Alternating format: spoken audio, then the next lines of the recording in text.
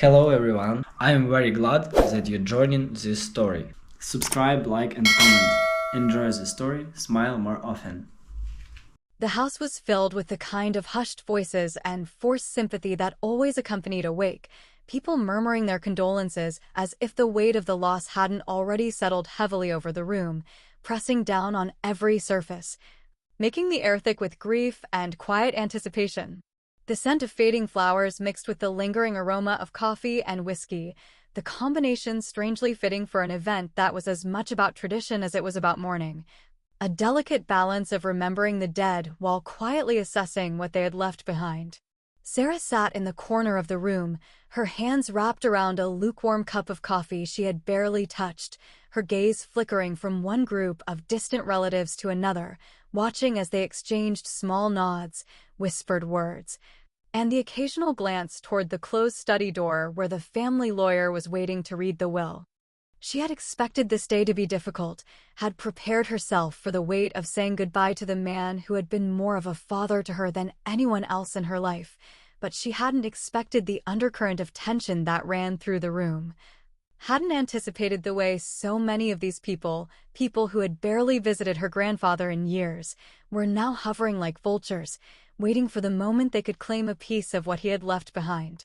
She heard snippets of conversation drifting through the room, quiet speculations about the house, about the land, about the bank accounts, as if grief was nothing more than an obstacle standing between them and their inheritance.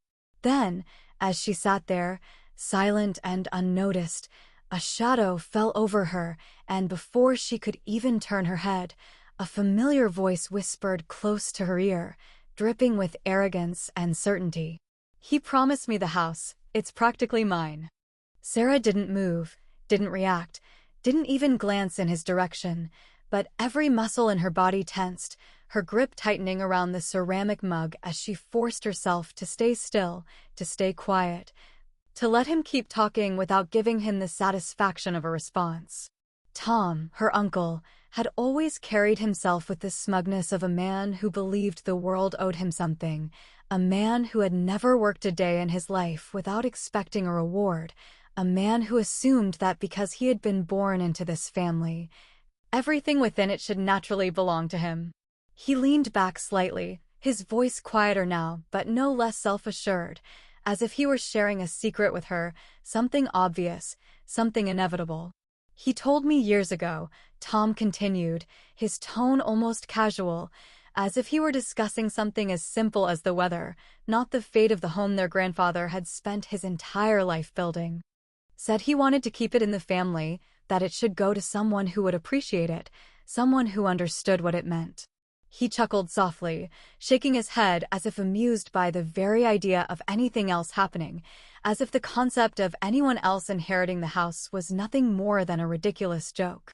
"I mean, it's only fair, right?"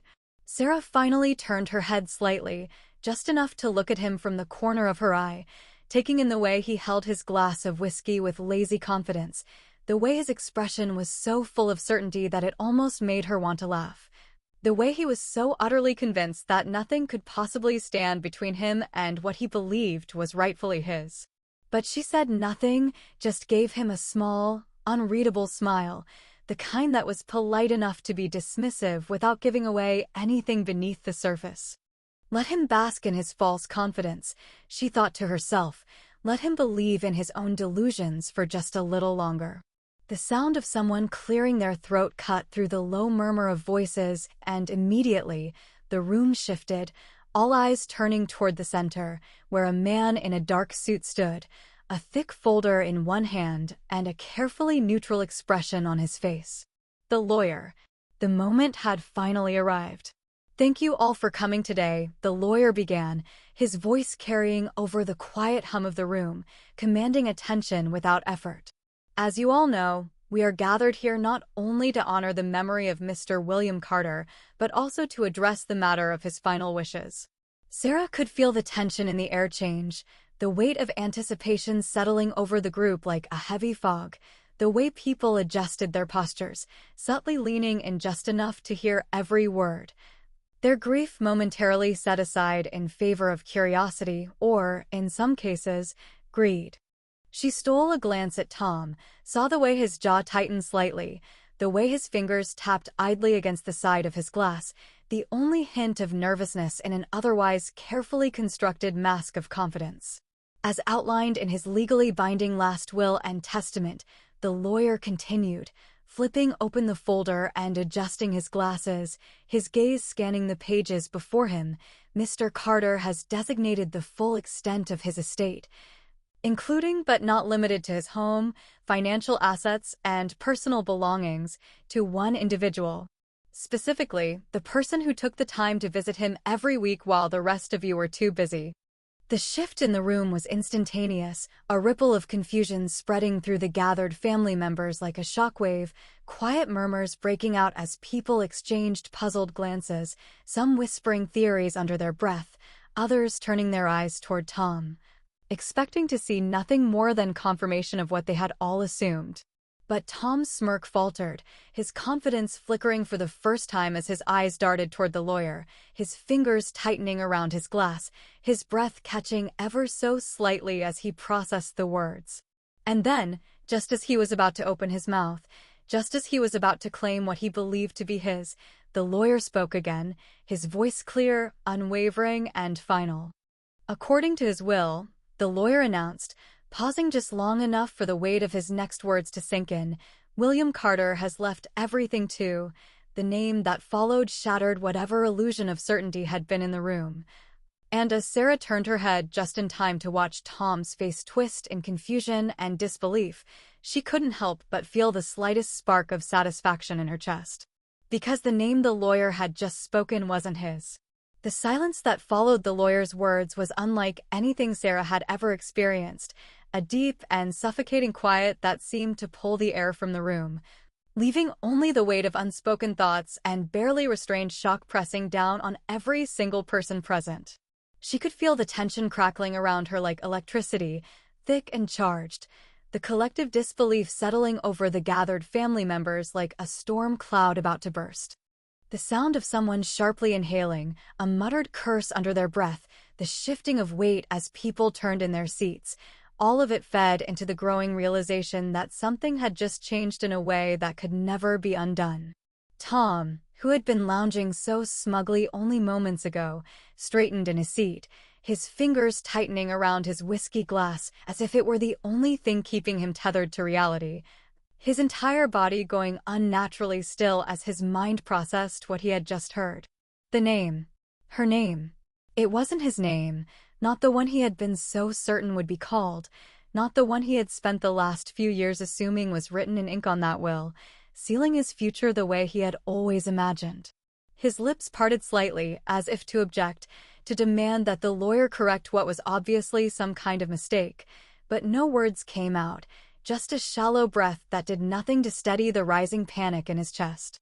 Sarah sat completely still, her hands resting lightly in her lap, her expression unreadable as she absorbed the reality of what had just been confirmed, the truth she had always suspected but never dared to believe until now.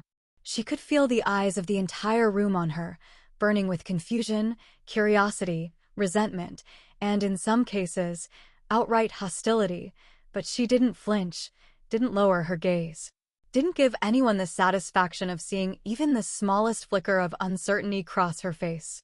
This was what her grandfather had wanted, what he had chosen, and no amount of whispered accusations or bitter stares could change that now. The murmurs started slowly at first, a few hushed voices exchanging hurried words, relatives leaning toward one another with narrowed eyes and incredulous expressions, as if they needed confirmation that they had all heard the same thing, that this wasn't some strange misunderstanding or cruel joke.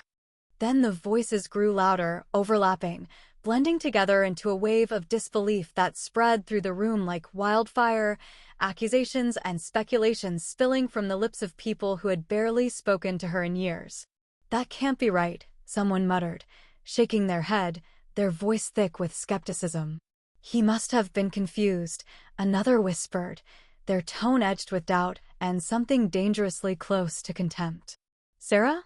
Why would he leave it all to her?" A distant cousin scoffed, their eyes narrowing as they stole a glance in her direction, their disbelief obvious.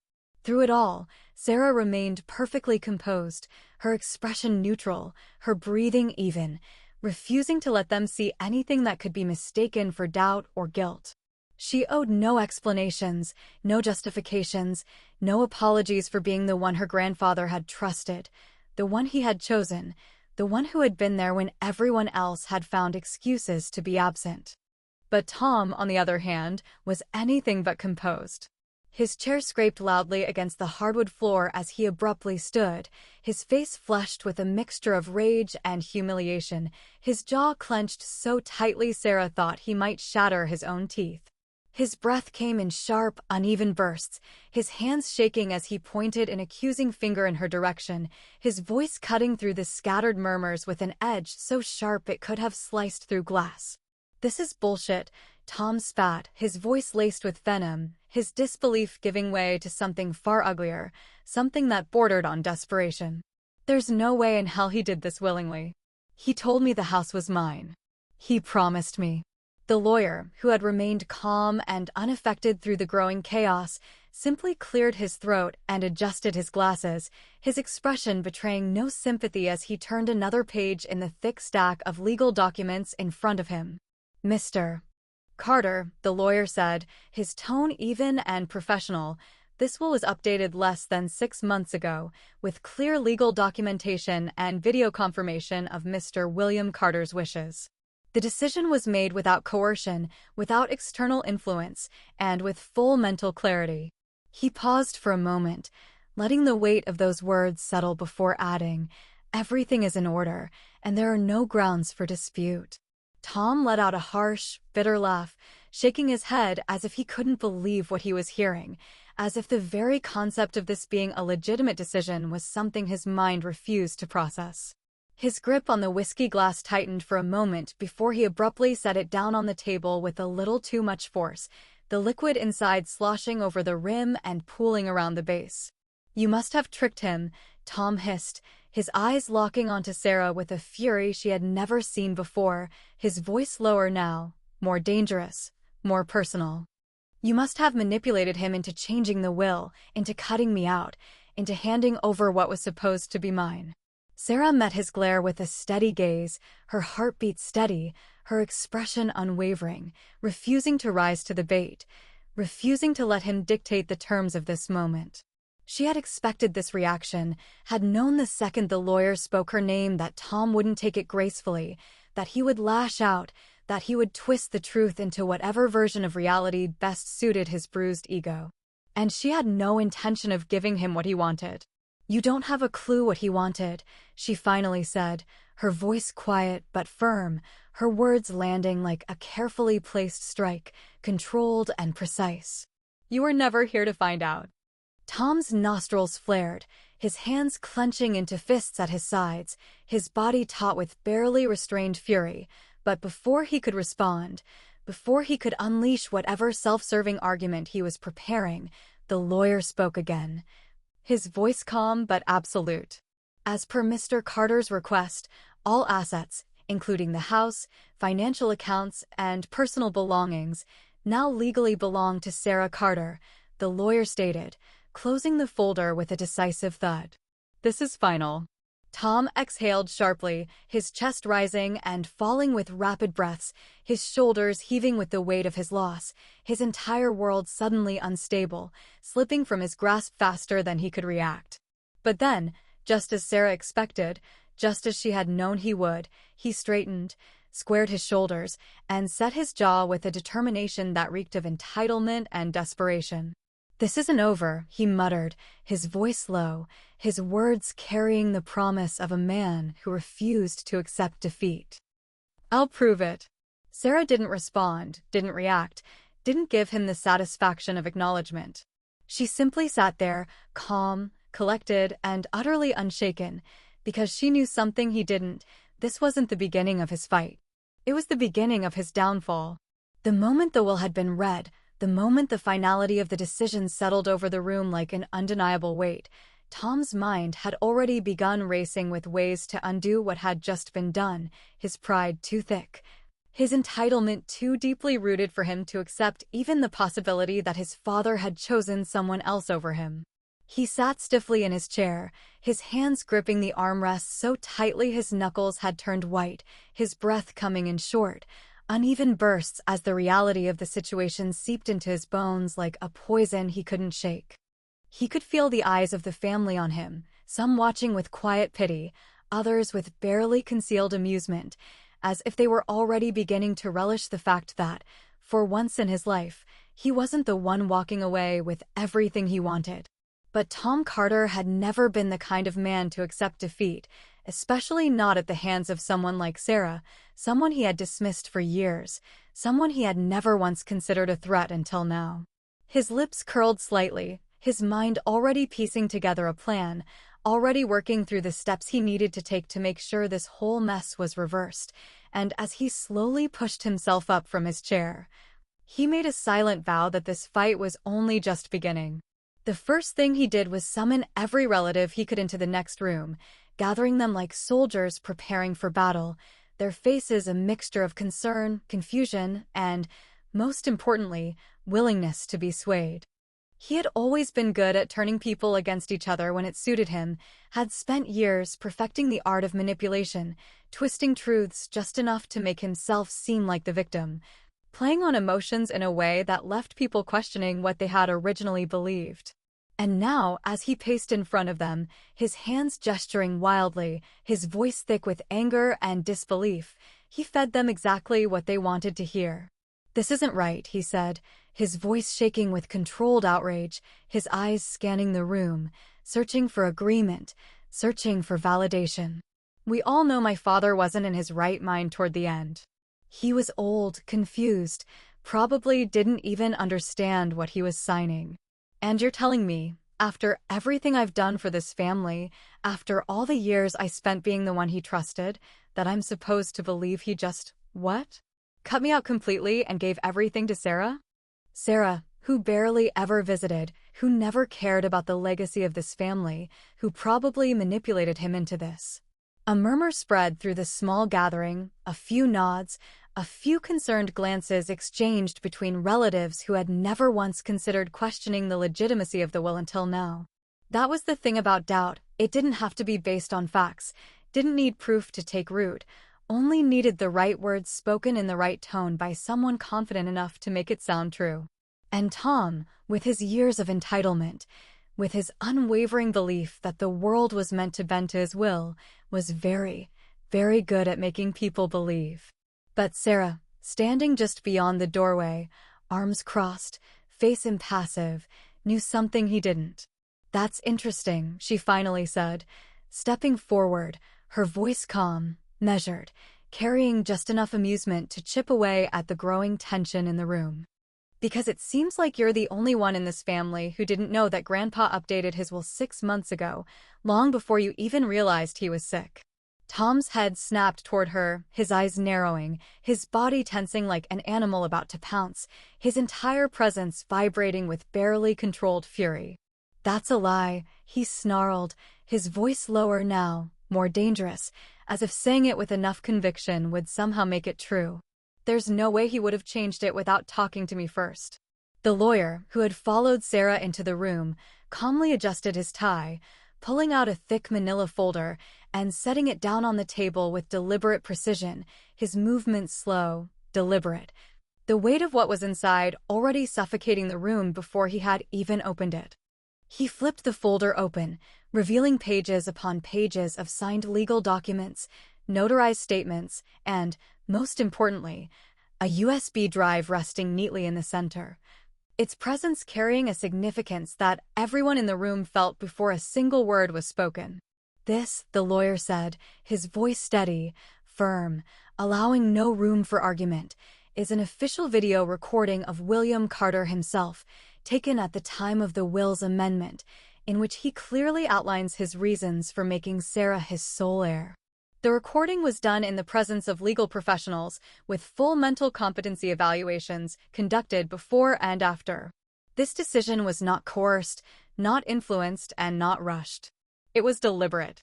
It was final. The color drained from Tom's face so quickly Sarah almost felt bad for him, almost. The room was so quiet she could hear the sound of someone shifting uncomfortably, the way a few distant relatives who had been leaning toward Tom's side suddenly began to withdraw, their eyes flickering toward the folder, toward the undeniable proof sitting right in front of them. Because that was the thing about entitlement. It only worked if there was enough ambiguity to allow it to thrive, only survived if doubt could linger in the air, poisoning logic and making people question what they knew. But this was undeniable. Tom stared at the USB drive as if it had personally betrayed him, his hands twitching at his sides, his jaw so tight Sarah thought it might shatter under the pressure. "This is bullshit," he finally muttered, though the fight in his voice had dimmed, the edges of his rage curling into something more desperate, something more fragile. "You probably staged it, forced him to say what you wanted, made him believe you were the only one who cared." Sarah tilted her head slightly, watching as the last bits of his arrogance began to crumble, watching as reality finally started to settle in, a cruel and unforgiving weight pressing against his shoulders. "If that's what helps you sleep at night," she said, her voice carrying no malice, no triumph, just the simple, cutting truth. "But you and I both know that if Grandpa wanted you to have this house, you would have it. And the fact that he didn't choose you?" She took a step closer, lowering her voice just enough that only he could hear her next words, sharp and precise like a scalpel slicing through the last shreds of his denial. "That's not my fault. That's yours." Tom inhaled sharply, his nostrils flaring, his fists clenching, his entire body vibrating with the force of barely restrained fury. But even he knew there was nothing left to say, no argument left to make. No reality in which he could twist this into something that ended in his favor. But Sarah knew him well enough to recognize that look in his eye, the one that said he wasn't done, the one that promised he was still clinging to whatever scraps of power he thought he had left. "You may have the will," Tom finally growled, his voice dangerously low, his eyes locking onto hers with something dark and seething just beneath the surface. "But this isn't over." Sarah simply smiled, stepping back as the lawyer closed the folder, the conversation, and Tom's delusions, officially coming to an end. "Oh," she thought, watching him storm out of the room, "this isn't over?" Good. Because she wasn't done with him yet. The house had always held a certain weight, a lingering presence of the man who had once walked its halls, his voice still echoing in the wood, his memory pressed into every carefully placed photograph, every well-worn piece of furniture, every faint scent of old books and pipe tobacco clinging to the air. Sarah had spent so many afternoons here with her grandfather, listening to his stories, watching the way his eyes lit up when he spoke of the past, feeling the warmth of his presence in a way she had never felt with anyone else in the family. And now, as she stood in his study, the familiar room bathed in the golden glow of the setting sun, she felt the weight of his absence settle deep in her chest, heavy and unshakable, a quiet grief that pressed against her ribs like an ache she would never quite shake. She had come here searching for something, though she wasn't sure exactly what that was.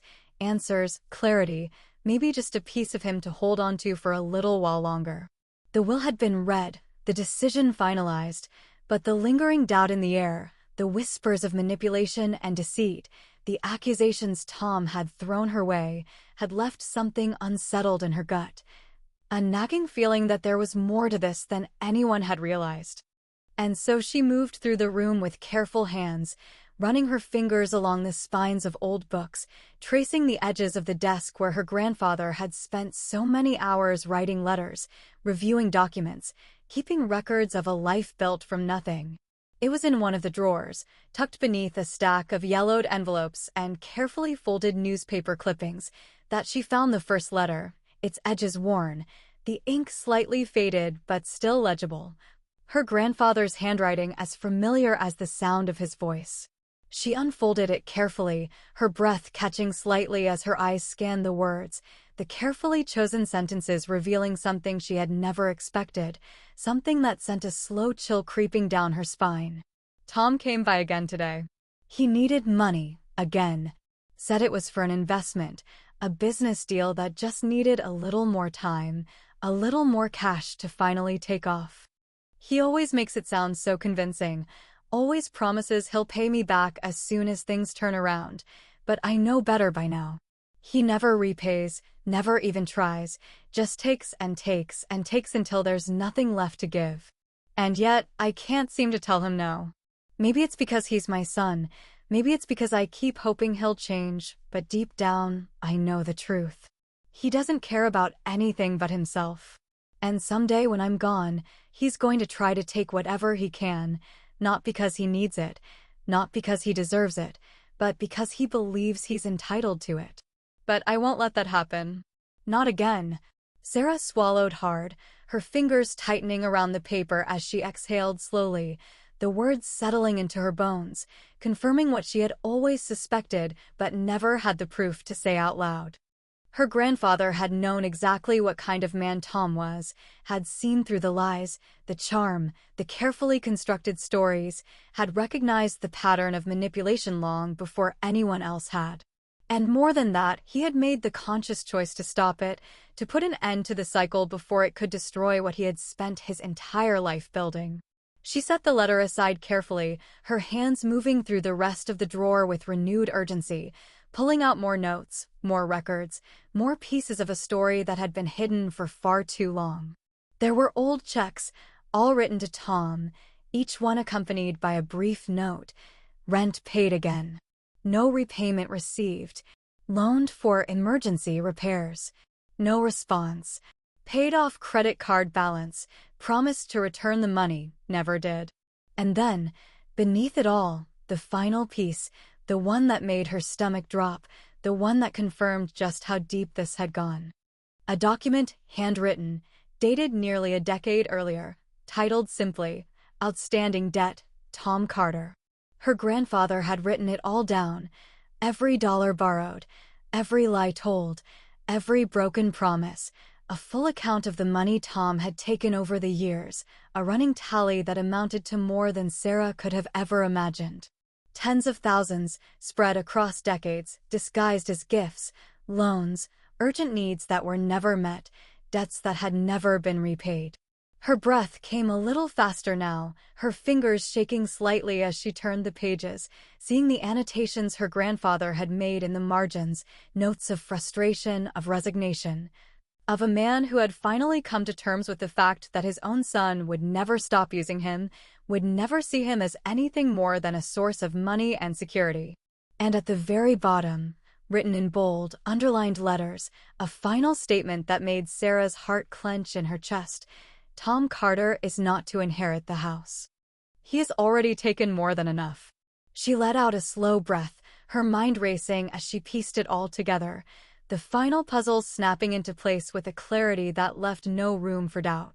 Her grandfather had made this decision long before the will had been updated, long before Tom had even considered the possibility of being cut out. This wasn't about manipulation, wasn't about favoritism or trickery or deceit. This was about justice, about making sure that the man who had spent a lifetime taking never got the chance to take again. Sarah sat back, staring at the documents spread out before her, the weight of the truth settling over her like a heavy, unshakable presence. She had known Tom was greedy, had known he felt entitled to everything their grandfather had built, but this was something else entirely. He wasn't just greedy, she murmured, her voice barely more than a whisper, the words thick with something cold and final, the reality of it sinking deep into her bones. He was a thief. Sarah had spent the last 24 hours combing through every letter, every document, and every carefully kept record her grandfather had left behind, watching as the truth unraveled before her in a way that made it impossible to ignore.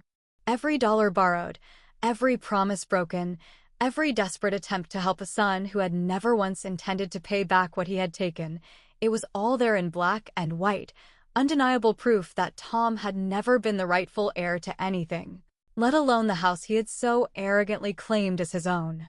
And yet, even with every piece of evidence laid out before her, she knew one thing for certain. Tom would never admit defeat, would never accept that the game was over, would never willingly walk away from what he believed he was entitled to. If she wanted to end this, if she wanted to make sure he never had a chance to fight his way back into her grandfather's legacy, she had to play him at his own game. So, she set a trap. It wasn't difficult, not really, not when she knew him so well, not when his entire personality had been built around arrogance, impulsivity, and an unshakable belief that he was always the smartest man in the room. She didn't need to trick him, didn't need to lie, didn't need to do anything except give him exactly what he wanted. One last chance to take control, to feel like he was winning, to believe, just for a moment, that he was the one pulling the strings. And when the moment was right, when his anger had settled just enough to make him reckless, when his desperation had clouded his judgment just enough to make him blind to the obvious, she would let him walk straight into the mistake that would cost him everything. The opportunity came sooner than she expected. Tom called her late in the afternoon, his voice tight with barely contained frustration, his words sharp and clipped, laced with the unmistakable irritation of a man who had spent the last day trying and failing to find a loophole, a way to undo what had already been written in ink. She could hear it in the way he spoke, the way he exhaled sharply between sentences, the way he barely let her get a word in before cutting her off, as if his anger alone could will reality into bending to his favor. "You think this is over?" He sneered, his voice dripping with condescension, the same tone he had used on her since childhood, the same patronizing arrogance that had always made her blood boil. "You think I'm just going to let you take what's mine without a fight?" Sarah let the silence stretch for a moment, let him stew in it, let him hear the calm in her breath, the steadiness in her voice when she finally responded. "I'm not taking anything that wasn't left to me," she said simply, her words measured, deliberate, perfectly placed. "But if you want to settle this properly, if you want one final chance to prove that this isn't just about money for you, then meet me tomorrow. Let's put it in writing." There was a pause, just long enough for her to know he was considering it, weighing his options, deciding whether or not he could afford to ignore what sounded like an opportunity to turn things in his favor. Then, predictably, he scoffed, his arrogance winning out over whatever common sense might have warned him that she wasn't someone to underestimate. "Fine," he said, the word sharp and final, a victory he hadn't even realized he had already lost. "Let's settle this." The next day, they met at her grandfather's lawyer's office, the air thick with tension, the weight of everything unspoken pressing against the walls like a physical force. Tom walked in with the same cocky smirk he had worn at the wake, his posture exuding confidence, his demeanor smug in a way that made Sarah wonder if he had ever once considered the possibility of losing. He barely glanced at the lawyer, barely acknowledged the documents that had been neatly stacked on the desk, barely even looked at Sarah as he rolled his shoulders back and let out an exaggerated sigh. "All right," he said, dragging out the word as he reached for the pen without hesitation, as if signing paperwork was nothing more than a formality, a minor inconvenience on the way to reclaiming what was rightfully his. "Let's get this over with." Sarah didn't stop him. She didn't warn him. She didn't so much as blink as he scrawled his signature across the bottom of the page, his hand moving with the kind of impatience that only came from someone who truly believed they were in control. He didn't read the fine print, didn't question the wording, didn't stop to consider the very real possibility that she had outmaneuvered him before he had even stepped into the room. He just signed, pushing the document back across the table with a satisfied smirk, completely unaware of the moment he had just destroyed himself. It wasn't until the lawyer calmly cleared his throat, neatly gathering the papers, his expression unreadable, that Tom finally hesitated, a flicker of something uncertain crossing his face. "All right," Tom said again, though this time there was less confidence in his voice, less arrogance in his posture, the first whisper of doubt creeping into his tone. "That settles it then." The lawyer glanced at Sarah, then at the papers, then back at Tom, his expression still carefully neutral. "Just to clarify," he said smoothly, his voice carrying the kind of slow, measured tone that immediately sent tension spiking through the room, "by signing this document, you have formally waived any and all claims to the Carter estate, including the house, financial assets, and personal belongings. Additionally, as outlined in the agreement, your existing debts will now be disclosed to creditors per the outstanding records previously documented by Mr. Carter before his passing." The color drained from Tom's face so quickly Sarah almost felt bad for him, almost. For a moment, he just sat there, completely still, his hands resting flat on the table, his breathing shallow, his mind clearly scrambling to catch up, to process what had just happened, to understand the full extent of the mistake he had made. Then, slowly, his fingers curled into fists, his shoulders tensing, his jaw clenching so tightly Sarah thought he might actually shatter his teeth.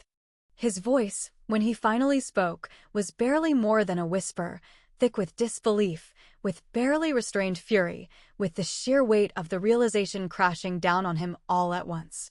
What the hell did I just sign? Sarah exhaled slowly, leaning back in her chair, her lips curling into the faintest hint of a smile as she met his gaze, steady and unwavering. Check the fine print, Tom, she said softly, her voice carrying the quiet triumph of someone who had won long before the game had even begun. You always were bad with details. Tom had always carried himself like a man who could never lose, someone who had spent his entire life believing that the rules didn't apply to him, that no matter how many mistakes he made, no matter how many bridges he burned, no matter how many times he took without giving back, the world would always find a way to keep him standing. But now, sitting in the cold, empty office of the bankruptcy attorney, staring blankly at the neatly stacked documents that outlined every last piece of his downfall, he finally understood what it meant to have nothing, what it meant to be powerless, what it meant to be on the losing side of a fight he had started without ever considering the possibility that he might not win. Sarah stood near the door, watching as the reality of the situation settled over him, watching as his fingers curled into fists, as his jaw tightened, as his breath came in short, uneven bursts, as the weight of everything he had done, everything he had lost, pressed down on him like a crushing, unforgiving force. The arrogance was gone, the smugness wiped clean from his face, the once unshakable confidence now reduced to a brittle, fragile thing barely holding together beneath the sheer enormity of his failure. You did this, Tom finally muttered, his voice hollow, lifeless, a sharp contrast to the raging, snarling man who had stormed into the lawyer's office just days ago, demanding that the will be overturned, convinced that he could manipulate his way back into control. You set me up. Sarah didn't respond right away, letting the silence stretch, letting him stew in his own realization, letting him sit with the consequences of his own greed, his own entitlement, his own inability to accept that for the first time in his life, he wasn't the one pulling the strings. She tilted her head slightly, studying him, considering the words carefully before finally speaking, her tone even, calm, unwavering. No, Tom, she said, her voice quiet but firm, carrying the weight of every moment that had led to this one. You did this to yourself. Grandpa gave you chances, more than you ever deserved. He bailed you out over and over again. He gave you money. He gave you time. He gave you opportunities to change, to be better, to stop taking from him like he was nothing more than a bottomless well for you to drain. And instead of appreciating it, instead of proving him wrong, you took everything you could and still acted like it wasn't enough. You were the one who made him change the will. You were the one who made him decide that you weren't worthy of anything he built. I didn't take anything from you, Tom. You lost it all on your own. Tom's breathing hitched slightly, his fingers twitching where they rested on the edge of the desk, his shoulders rising and falling with the effort it took to keep himself composed. The attorney sitting across from him didn't speak, didn't move, simply sat with his hands folded neatly on the desk, waiting for Tom to sign the last of the paperwork that would finalize his financial ruin, that would make it official that he had nothing left. Not the house, not the bank accounts, not the land, not even the respect of the family he had spent years manipulating into believing he was the rightful heir to everything. His debts were too high, the money he had siphoned off over the years finally catching up to him in the form of creditors, lawsuits, tax liens that had been buried under his arrogance, ignored for far too long. There was no way out of it now, no loophole left for him to slip through, no last-minute solution that could make it all disappear. The house was legally locked under Sarah's name, untouchable, irreversible, his final claim to the Carter estate slipping through his fingers like sand. And then, As if to twist the knife even deeper, the door opened, and Linda, his wife, stepped inside, her face a mask of carefully contained contempt, her voice sharp with the kind of bitterness that had been building for years, waiting for the perfect moment to break free. "I'm done," she said simply, tossing a folded piece of paper onto the desk in front of him, her wedding ring resting on top of it, the final punctuation to a marriage that had been built on lies, on convenience, on money that had never really been his in the first place. "You were supposed to take care of me, Tom. You were supposed to be the man you always pretended to be. But all you ever did was take and take and take, and now, look at you. You have nothing left. And I am not going to be the idiot who sticks around to drown with you." Tom didn't look at her, didn't move, didn't speak, his silence the only indication that he had finally realized the full extent of what he had lost, the final blow landing harder than anything Sarah could have delivered herself. Linda turned on her heel, walking out without so much as a glance backward, leaving behind only the sound of the door clicking shut, the last remnant of the life Tom had spent his entire existence trying to hold on to slipping away in an instant. Sarah exhaled slowly, her chest feeling lighter, freer, knowing that the last piece of this was finally, undeniably over. Without another word, she turned and walked out of the office, stepping into the cool evening air, the sky painted in streaks of deep orange and soft purple as the sun began to set over the town that had watched her family unravel piece by piece. And then, with deliberate precision, she pulled a folded letter from her pocket, one of the last things her grandfather had ever written, his words meant for Tom, his final message to the son who had failed him one too many times. Without hesitation, she walked up to the front steps of Tom's now foreclosed house, the place he had once so arrogantly claimed as his own, the place that had slipped through his fingers just as easily as everything else in his life. And she dropped the letter onto the welcome mat, the paper fluttering slightly in the evening breeze. She didn't wait for him to come outside, didn't linger to see his reaction, didn't need to hear whatever excuse he might try to make for himself now. Instead, she turned, stepping off the porch, walking away without so much as a backward glance, the weight of her grandfather's legacy settling over her shoulders like a quiet, steady presence. And just as she reached the sidewalk, just as she stepped into the fading light of the setting sun, she let out a soft, breathy laugh, shaking her head slightly as she murmured the last words that would ever be spoken between them. "Funny," she whispered, a small smile tugging at the corner of her lips. "Turns out, loyalty meant more than blood."